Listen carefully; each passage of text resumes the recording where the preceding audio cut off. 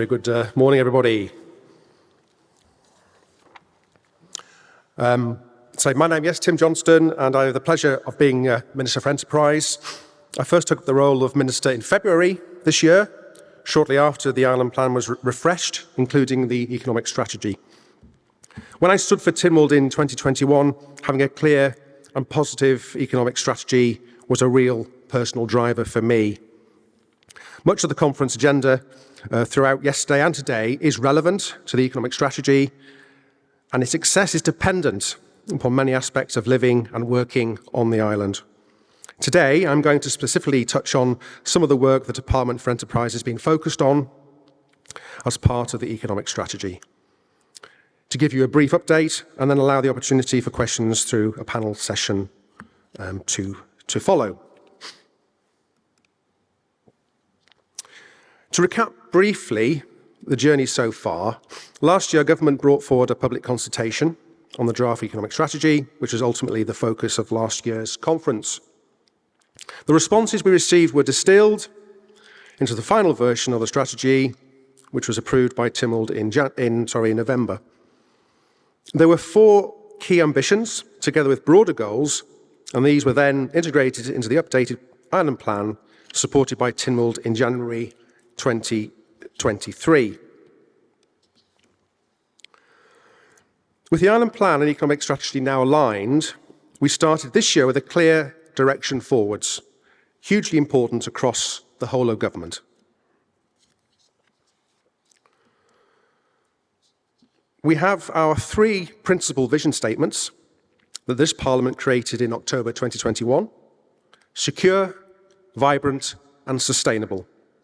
We have the 4 economic ambitions laid out: shape of the economy, infrastructure and services, public finances, and one around sustainability.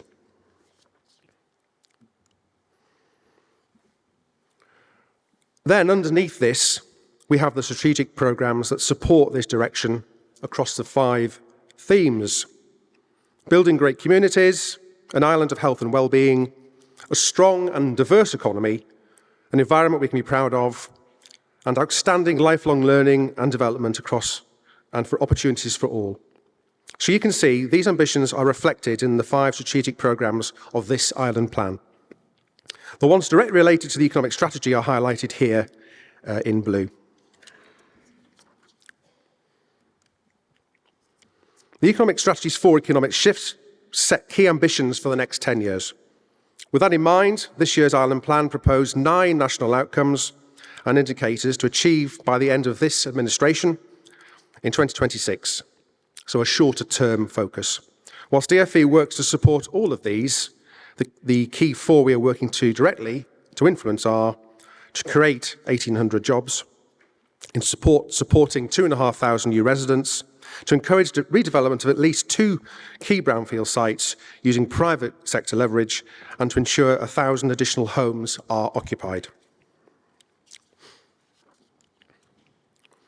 The Department for Enterprise's 2023-24 Department Plan, discussed in Tynwald in May this year, outlines how the work of the Department directly supports the Island Plan and the economic strategy. In particular, much of the focus for the Department surrounds shape of the economy ambition, ensuring we are actively supporting economic growth. Each of the executive agencies produced their own plan in January, outlining a programme of work for the year supporting the economic strategy. These 4 executive agencies are uniquely positioned in government, principally comprising private sector volunteers, industry leaders in their own fields who actively review their sectors. They also crucially make financial decisions as to how to spend public funds to generate positive economic outcomes. Now, the 4 agencies and the Department's plan all align to support clear and direct outcomes aligned to a national programme, the Island Plan. The key priority for the Department is around the ambition to support the creation and filling of 1,800 new jobs by 2026. This means for calendar year 2023, our target is 600 per year, split across our 4 agencies, supported by Enterprise Support and Locate Isle of Man. We understand this target is not necessarily linear, however, serves as an indicator for us as we move towards this goal.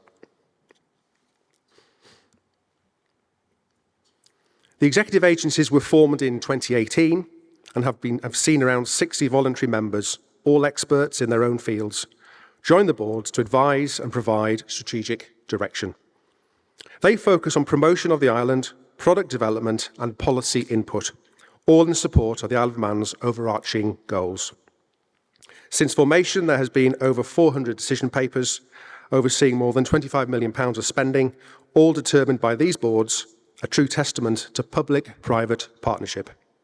And currently, there are over 60 projects at various stages of development being worked upon and overseen by the boards.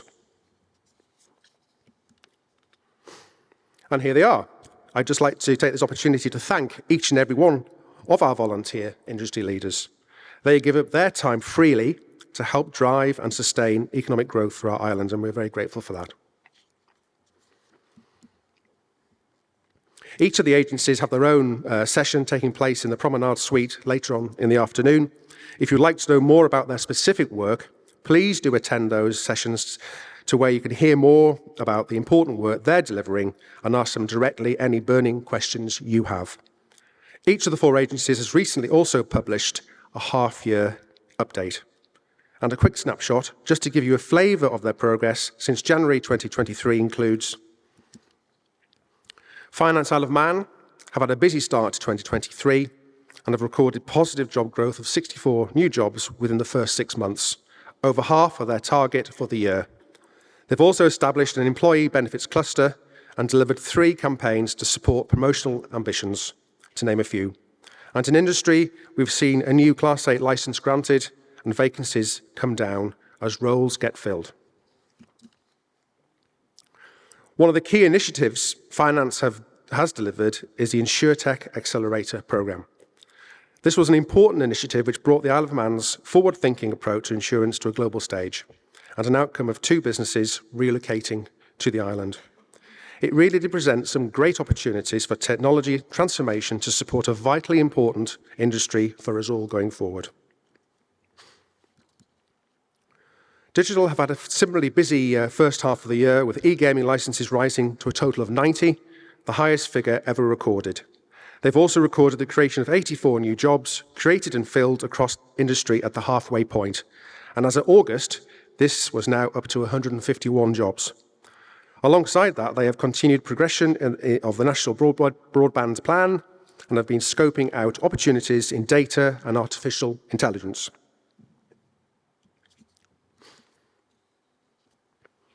One of their key initiatives delivered this year was the FinTech Innovation Challenge. This brought together 14 finalists to present their solutions to business problems and was a great example of collaboration. Finance Isle of Man, Digital Isle of Man, and our Financial Services Authority all supported this programme together with the private sector. And this initiative saw applications from companies across the world, with 20 companies represented. Visit Isle of Man have continued to see travel recover to pre-pandemic levels. Air and sea volumes, as well as occupancy levels, are also all positive. This year has seen the most successful to date in regards to cruise visits, and they have secured 121 new travel trade business partners, a vitally important part of their planned growth to take the island's extraordinary story to an even wider global audience. Visit Isle of Man have also been working hard to promote the Isle of Man nationally and internationally. Their efforts have secured 327 pieces of coverage across national and international publications in the first half of this year. This means they have reached a substantial global readership. 2023 also saw positive growth with the TT races operating to a new schedule format. We saw over 260% growth in our digital audience, as well as an estimated visitor number of over 43,000. This leads to an estimated total on-island expenditure of £36.1 million, strong support towards pre-pandemic levels. The volume of digital content generated and viewed on a global basis is now also up 70%. This is hugely important to attract new audiences, new visitors, and also support increased licensing and sponsorship income. in order to ensure we can sustain the investment required in the event for many years to come.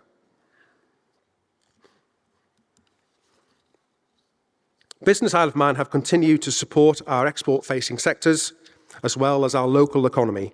They've been out and about working directly with small businesses and helping to drive through major planning applications, contributing to the ongoing work of the Built Environment Reform Programme. Of particular note is the volume of substantial planning applications that are now pending, which the agency have assisted with, supporting over 800 new homes and 300 new jobs. The underlying sectors all have initiatives underway. I think a really key initiative that they've been working on is the development of a new local economy strategy. The economic strategy called out in particular the need to modernise and support a vibrant local economy as the foundation for further success. Business Isle of Man have completed the first two stages of this process, having completed workshops with their board, meetings with local commissioners, external analysis, and secured over 1,250 responses to their local survey.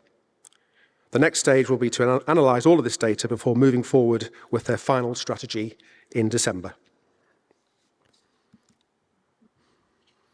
Alongside the agencies, Locate plays an important part in our ambition to attract and retain skilled workers. They have been working to support the public service with campaigns for teaching staff and nurses, as well as responding to daily relocation inquiries. They've also been working extensively with private sector organisations and individuals directly, with over 3,200 registrations on the talent portal. These are people who have a real interest in relocating to the island. A key focus for Locate is, of course, young people. In April, they delivered their annual graduate fair, which saw over 300 students and graduates attend, and over 60 local businesses showcase their organisations to young people.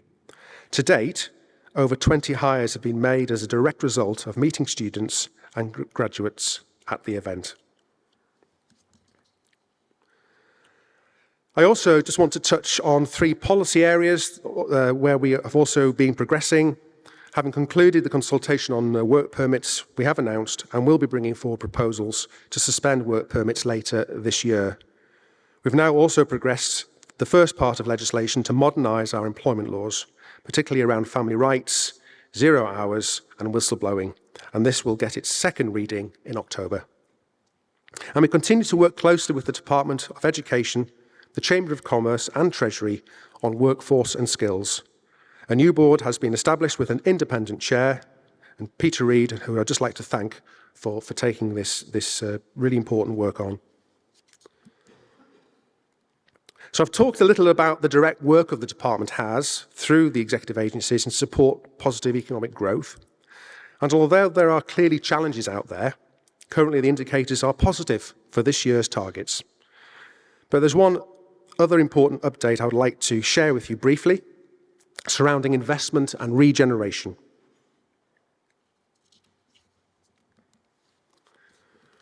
The economic strategy clearly called out the need to invest in infrastructure. The strategy envisaged an initial £100 million economic strategy fund and aimed for substantial private sector leveraging across skills and finance, overall supporting a long-term substantial investment programme. The Island Infrastructure Scheme is part of that response. It had 2 principal aims. Firstly, to understand the viability of empty brownfield sites. Secondly, to understand their feasibility, i.e., are plans ready to go? The approach was then to consider up to 25% support based on cost and value, i.e., how much is asked for and what investment proposed. Quality and delivery, i.e., what is proposed and when, ensuring it supports the island plan. And finally, crucially structured that any offers would only be considered if and when actual development is completed. That way, it acts as an incentive with no financial downside to the public purse, with tight timescales and positive economic outcomes. The scheme was launched in January this year and I'm delighted to confirm today the first 3 approvals in principle. Firstly, we have approved support for 55 apartments on the former Lake Road site in central Douglas, which has been empty for over 20 years. This ties perfectly to the Island Plan ambitions surrounding new homes, brownfield redevelopment, and town centre first by encouraging more people to live in our towns. An allocation of up to 10% in principle has been agreed and, subject to planning, is estimated to complete in 2026.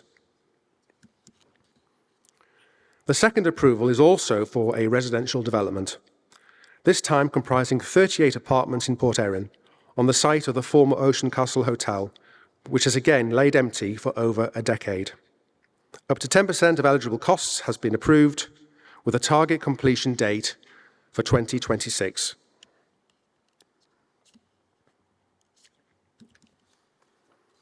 And finally, a substantial redevelopment for Lower Douglas has also been offered support in principle.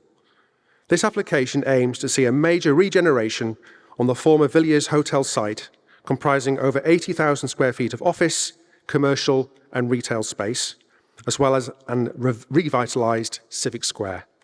Also supporting the aims of the visit strategy to see new accommodation. An 80-bed hotel is also proposed. The development has been offered up to 25% in principle, again with any payments only eligible after development has completed. Tavia Properties, who are behind the proposals, have issued their own press release today, confirming a full planning application is now ready and will be submitted shortly. This substantial redevelopment of the centre of our capital responds directly to many of the ambitions within the economic strategy as we seek to invest in our economy, plan for growth, and leverage private sector skills and funding. The Island Infrastructure Scheme is there to support private sector-owned sites being redeveloped. Alongside this, of course, is the Manx Development Corporation, who are also giving an update today. They are now well underway on the former nurses' home and are awaiting planning approval on Westmoreland Road, which combined would see some 170 homes developed, as well as commercial and social space. I just also wanted to confirm that alongside this, one of the next projects being worked on is Parade Street, a key site, and one to complement the announcement for the Villiers site. The Manx Development Corporation will be a catalyst for the regeneration of Lower Douglas, working with other stakeholders in the area. In particular, they are working on designs for Parade Street that would see increased parking provision, thereby maximising the viability and design for other key sites in the area.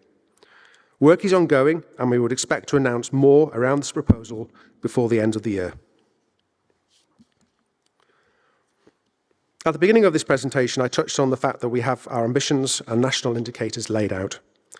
And in closing, just want to remind everyone that from an economic perspective, the Department for Enterprise is continually monitoring progress via the economic dashboard, which is publicly available each quarter.